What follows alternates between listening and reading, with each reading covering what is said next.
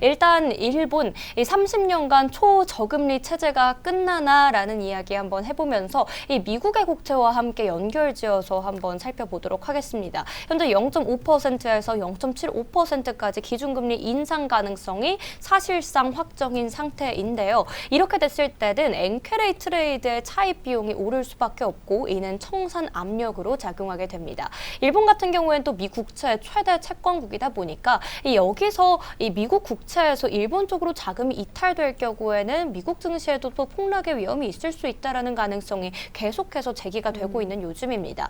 실제 과거 사례와 함께 비교를 해보면 0.25% 인상했을 경우 한국과 미국, 일본 모두 실제로 급락했던 여파가 있었기 때문에 그때만큼 하락을 하게 될지 아니면은 이번에는 이미 선 반영되었다라면서 하면 좀 자연스럽게 지나갈 수 있을지 이 부분이 좀 체크 포인트가 될 것 같습니다. 일단 일본 개인용 국채 발행액이 2007년 이후 최대치를 기록하면서 계속되는 이 정책 금리 인상에 대한 기대감이 확장된다는 점도 확인이 되고 있습니다.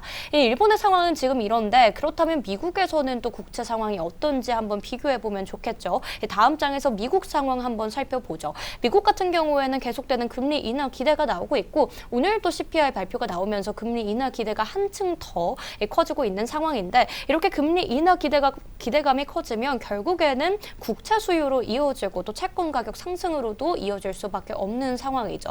그런 와중에 대표적인 기관 투자자죠. JP 모건이 미 국채 보유액을 약 2배가량으로 늘렸다라는 소식도 최근에 나왔습니다. 이는 곧 JP 모건과 같은 기관 투자자가 이제 국채로 옮겨 탈 때다라고 보는 게 아닌가라는 시장에 좀 불안감이 좀 조성이 되고 있는 건데요. 선제적으로 금리 하락에 베팅하면서 이 시장에 있던 자금이 국채로 옮겨간다는 점 미국 기관을 통해서 먼저 확인을 해볼 수 있겠습니다.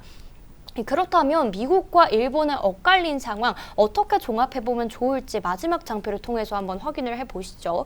결국에는 미국은 금리 인하를 앞두고 있고 일본은 금리 인상을 앞두고 있다는 측면에선 정반대 움직임이긴 한데 미국도 결국에는 기관이 앞장서서 국채를 사들이고 있고 일본은 개인이 또 주체로 국채를 사들이고 있다는 점에서는 모두 공통적인 측면을 가지고 있습니다. 국채가 다시 한번 이 자금의 핵심 축으로 떠올릴 것으로 보이고 있는데 이 국채 보유 조정이 실제로 미 증시 그리고 우리 증시 전반에 어떤 영향을 미칠지 그 폭과 그 양 그리고 그 기간까지 계속해서 체크해 볼 필요가 있겠습니다. 네, 일본의 금리가 또 미국과 함께 현재 굉장히 좀 시장을 좌우하는 글로벌 증시 자체를 좌우하는 요소가 되고 있는데 미국은 앞으로 계속 금리를 내릴 것으로 모두가 예상이 되고 있는 흐름이고 반면에 일본은 이번 한 차례뿐만이 아니라 내년에 되면 또 한 번의 금리 인상이 가능할 것이기 때문에 그렇다면 이제 점점 더 이 금리 차가 적어진다라는 게 현재 시장이 우려하고 있는 부분이죠. 지금 투표도 거의 300분 가까이 해주셨네요. 네, 오늘 정말 역대급으로 많은 분들이 이 시장의 초록불과 함께 네. 저희와 함께 해주시고 계신데